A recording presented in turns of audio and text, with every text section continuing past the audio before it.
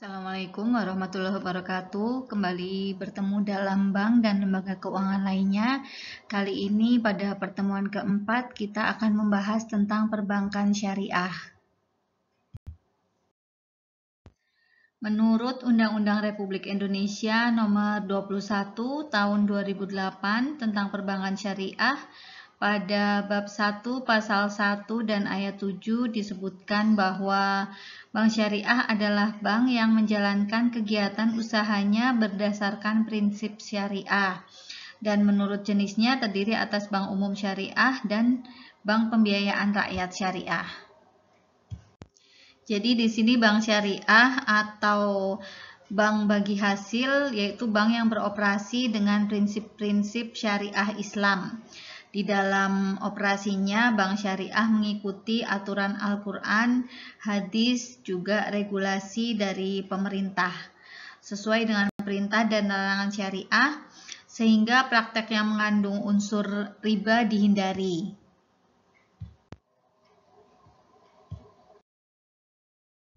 Sedangkan menurut Sudarsono 2004 berpendapat bahwa yang dimaksud dengan bank syariah ialah lembaga keuangan yang usaha pokoknya memberikan kredit dan jasa-jasa lain dalam lalu lintas pembayaran serta peredaran uang yang beroperasi pada prinsip-prinsip syariah.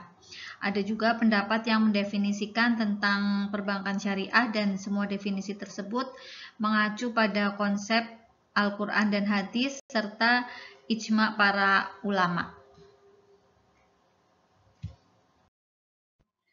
Sedikit menambahkan, untuk bank syariah itu terdiri dari bank umum atau bank konvensional dan juga bisa BPR syariah.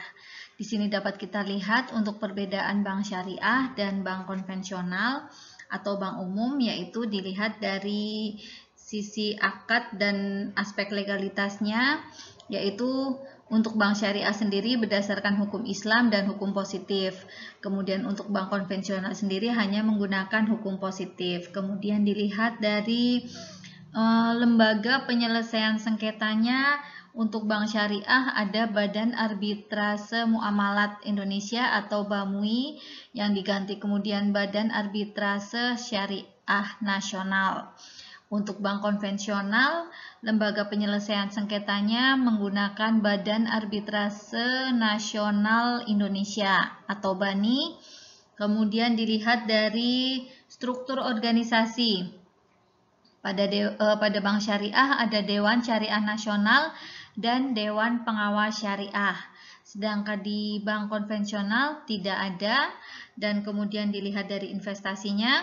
Di bank syariah halal, kemudian di bank konvensional ada halal dan haram.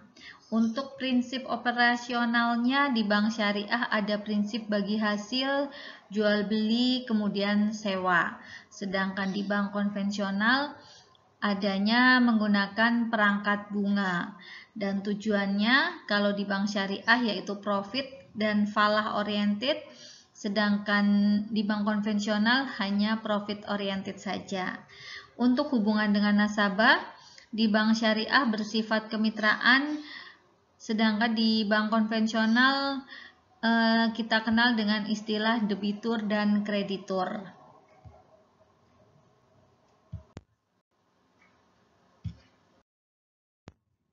Dalam prakteknya pada masyarakat, perlahan-lahan telah mulai mengenali dengan jelas perbedaan antara bank syariah dan bank konvensional, terutama pada sistem bunga. Artinya bank konvensional menerapkan sistem bunga sebagai imbal hasilnya, sedangkan bank syariah menerapkan prinsip bagi hasil. Di sini kita dapat melihat perbedaan bunga dan bagi hasil, yaitu yang pertama dalam penentuan bunga. Pada penentuan bunga dibuat pada waktu akad dengan asumsi harus selalu untung. Sedang pada bagi hasil, penentuan besarnya rasio atau nisbah bagi hasil dibuat saat akad dengan berpedoman pada kemungkinan untung ataupun rugi. Yang kedua, besarnya persentase pada bunga berdasarkan besarnya jumlah uang atau modal yang dipinjamkan. Jadi perhitungan bunganya ditentukan dari persentase jumlah yang dipinjamkan kepada nasabah. Sedangkan pada bagi hasil, besarnya rasio bagi hasil berdasarkan pada jumlah keuntungan yang diperoleh. Dan yang ketiga, pembayaran bunga tetap seperti yang dijanjikan tanpa pertimbangan apakah proyek yang dijalankan oleh pihak nasabah untung atau rugi. Dan dibagi hasil bergantung pada keuntungan proyek yang dijalankan. Misal, bila usaha merugi, kerugian akan ditanggung bersama oleh kedua pihak. Kemudian yang keempat, jumlah pembayaran bunga tidak meningkat sekalipun jumlah keuntungan berlipat atau keadaan ekonomi sedang naik. Dan dibagi hasil, jumlah pembagian laba meningkat sesuai peningkatan jumlah pendapatan. Kemudian yang terakhir, eksistensi bunga diragukan oleh semua agama termasuk Islam.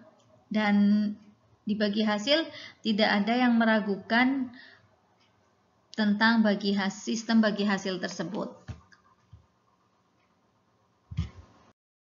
Jadi dapat kita lihat di sini menurut Bank Indonesia perbedaan antara bank syariah dan bank konvensional yaitu dalam melaksanakan aktivitasnya.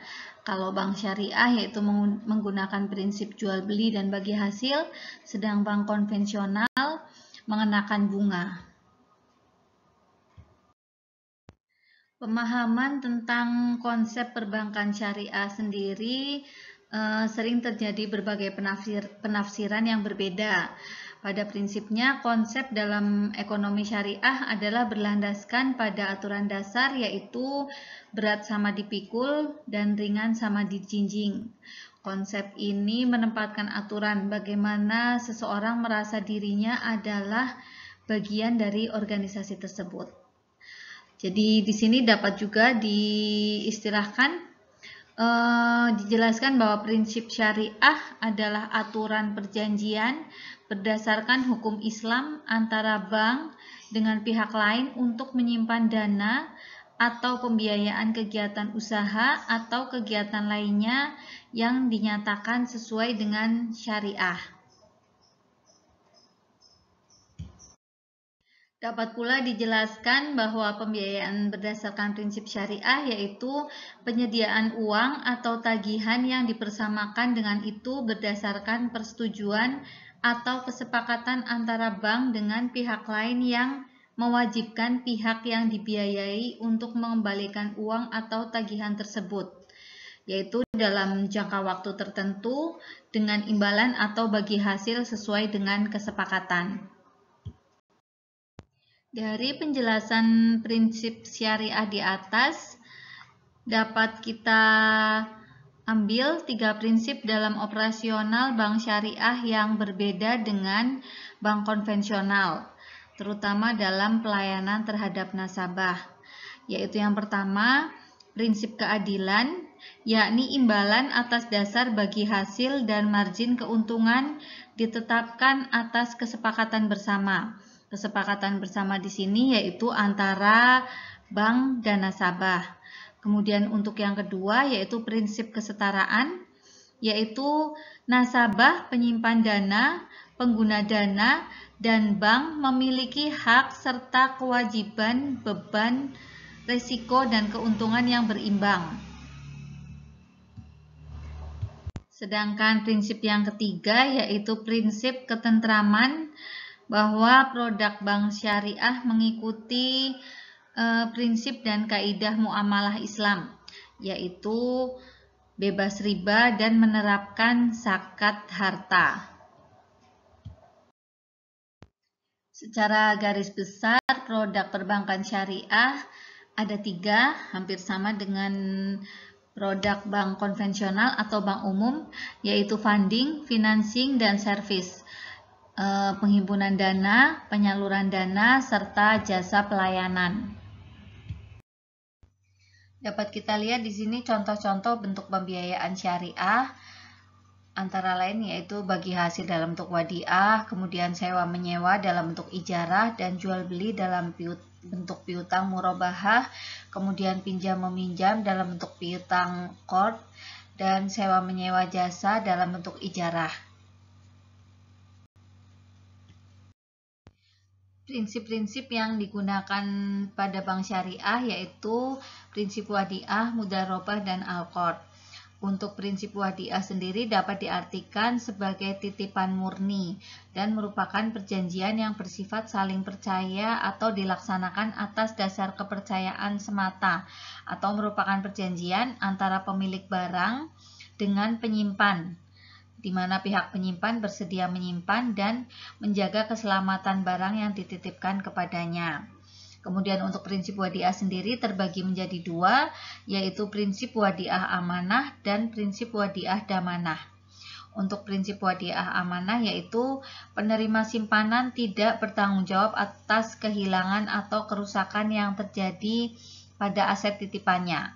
Sehingga bila tidak diakibatkan oleh perbuatan atau kelalaian penyimpan, berdasarkan ketentuan tersebut, bank syariah dapat memberikan produk berupa seperti safe deposit box, di mana pihak bank berhak mengenakan biaya atas jasa penitipan tersebut. Kemudian untuk wadiah damanah, yaitu pihak penyimpan dengan atau tanpa izin pemilik barang dapat memanfaatkan barang yang dititipkan dan bertanggung jawab atas kerusakan atau kehilangan barang yang disimpan, sehingga semua manfaat dan keuntungan yang diperoleh dalam penggunaan barang tersebut menjadi hak penyimpan. Yang kedua yaitu prinsip mudharabah adalah perjanjian usaha antara pemilik modal, yaitu bank syariah, dan pengusaha, di mana pemilik modal menyediakan seluruh dana yang diperlukan dan pihak pengusaha melakukan pengelolaan atas usahanya tersebut. Dan yang ketiga yaitu prinsip al-qurdul hasan, yaitu pemilik dana atau masyarakat memberikan fasilitas dananya kepada bank sebagai penerima dana, di mana pemilik dana tidak mengharapkan imbalan atas dana yang diberikan. Penerimaan dana ini atas dasar prinsip al-qurd yaitu dapat berupa zakat, infak, dan sedekah. Rukun-rukun mudharabah terpenuhi sempurna apabila yaitu yang pertama sohibul mal atau pemilik dana, yaitu harus ada pihak yang bertindak sebagai pemilik dana yang hendak ditaruh di bank. Dalam hal ini nasabah sebagai sohibul mal. Yang kedua yaitu harus ada mudharib atau pengelola, yaitu harus ada pihak yang bertindak sebagai pengelola atas dana yang ditaruh di bank untuk dimanfaatkan. Dalam hal ini bank bertindak sebagai mudharib. Yang ketiga, usaha atau pekerjaan yang akan dibagi hasilkan harus ada. Kemudian yang keempat, nisbah atau bagi hasil harus jelas dan sudah ditetapkan di awal sebagai patokan dasar nasabah dalam menabung. Dan yang terakhir harus ada ijab qabul antara pihak sohibul mal dengan mudharib. Untuk prinsip ini sudah diterangkan di atas, yaitu tidak mengharapkan imbalan atas dana yang diberikan oleh pemilik dana kepada penerima dana yang dalam hal ini dapat berbentuk zakat, infak, dan sedekah. Selain prinsip-prinsip syariah, penyaluran dana dan produk bank syariah tersebut menganut prinsip yaitu yang pertama al-mudharabah, al-musyarakah, kemudian al-murabahah, dan al-bai bitman ajil, al-ijarah, dan al-bai'ut ta'jiri. Untuk yang pertama yaitu al-mudharabah sudah diterangkan di atas ya. Kemudian kita ke nomor 2 yaitu al-musyarakah. Al-musyarakah sendiri memiliki pengertian suatu perjanjian kerjasama antara dua pihak atau lebih dalam suatu usaha atau proyek tertentu, di mana masing-masing pihak berhak atas segala keuntungan dan bertanggung jawab atas segala kerugian yang terjadi sesuai dengan penyertaan masing-masing. Kemudian yang ketiga yaitu al-murabahah adalah menjual dengan harga asal atau harga pokok ditambah dengan margin keuntungan yang telah disepakati. Dalam prinsip ini, bank membiayai pembelian barang yang diperlukan nasabah dengan sistem pembayaran kemudian. Dalam pelaksanaannya dilakukan dengan cara bank membeli atau memberi surat kuasa kepada nasabah untuk membelikan barang yang diperlukan atas nama bank. Yang keempat yaitu al-bay bitman ajil, yaitu secara bahasa dapat diartikan sebagai pembelian barang dengan pembayaran cicilan atau angsuran, sehingga merupakan pengembangan dari prinsip murabahah. Dalam hal ini, pihak bank membiayai pembelian barang yang diperlukan nasabah dengan sistem pembayaran angsuran. Dalam pelaksanaannya, bank membeli atau memberi surat kuasa kepada nasabah untuk membelikan barang yang diperlukan atas nama bank, hampir sama dengan murabahah ya. Penyaluran berikutnya yaitu al-ijarah, merupakan pembiayaan bank untuk pengadaan barang ditambah keuntungan yang disepakati dengan sistem pembayaran sewa tanpa diakhiri dengan pemilikan. Dalam kegiatan ekonomi pada umumnya dikenal dengan nama leasing. Kita sering dengar leasing ya, yaitu sewa guna usaha, di mana pihak bank sebagai lessor memberikan kesempatan kepada nasabah atau penyewa untuk memperoleh manfaat dari barang untuk jangka waktu tertentu. Dengan ketentuan, nasabah akan membayar sejumlah uang sewa pada waktu yang disepakati secara periodik. Dan yang terakhir yaitu al-bai'u ta'jiri, merupakan pembiayaan bank untuk pengadaan barang ditambah keuntungan yang disepakati dengan sistem pembayaran sewa yang diakhiri dengan pemilikan. Prinsip ini hampir sama dengan sewa beli.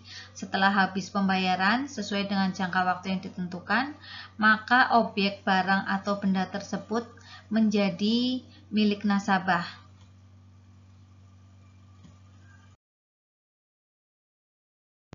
Selain dari sisi penanaman dan penyaluran dana, Bank Syariah juga memiliki prinsip operasional yang berkaitan dengan jasa perbankan. Pelayanan jasa yang ditawarkan Bank Syariah yaitu 1. Al-kafalah, kemudian ada al-hiwalah, kemudian al-wakalah, dan al-syarf. Untuk al-kafalah sendiri yaitu bank memberikan garansi atau jaminan atas permintaan nasabah, antara lain untuk menjamin pelaksanaan proyek dan pemenuhan kewajiban tertentu oleh pihak yang dijamin. Dalam hal ini, bank dapat meminta kepada pihak yang dijamin untuk menyetorkan sejumlah dana sebagai setoran jaminan dengan prinsip al-wadi'ah. Atas pemberian bank garansi ini, bank memperoleh sejumlah fee tertentu sebagai imbalan. Kemudian yang kedua yaitu al-hiwalah, yaitu proses perpindahan tanggung jawab pembayaran hutang, di mana pihak pertama mempunyai hutang kepada pihak ketiga, dan dalam waktu yang bersamaan, pihak kedua mempunyai hutang kepada pihak pertama, dan atas persetujuan bersama, pihak kedua melunasi hutang pihak pertama kepada pihak ketiga. Dalam hal ini, pihak pertama adalah nasabah, pihak kedua sebagai bank, dan pihak ketiga yaitu mitra usaha nasabah. Secara operasional, proses bank tersebut merupakan proses transfer atau kiriman uang, dan atas pemberian jasa transfer ini, bank mendapatkan fee atau imbalan. Yang ketiga yaitu al-wakalah, yaitu mewakilkan suatu urusan kepada orang lain untuk bertindak atas namanya. Dalam kegiatan operasionalnya suatu bank, maka prinsip ini dipakai oleh bank untuk menerima titipan uang atau surat berharga, dan bank mendapat kuasa dari yang menitipkan untuk mengelola uang atau surat berharga tersebut. Yang terakhir yaitu al-syarf, berhubungan dengan kegiatan pertukaran mata uang. Bank yang mendapat izin sebagai pedagang valuta asing atau bank devisa dapat melakukan prinsip jual beli mata asing dengan syarat bahwa mata uang asing yang diperjualbelikan berbeda dan penyerahan pada saat transaksi jual beli terjadi. Bank memperoleh keuntungan dari perbedaan nilai tukar dari mata uang yang diperjualbelikan.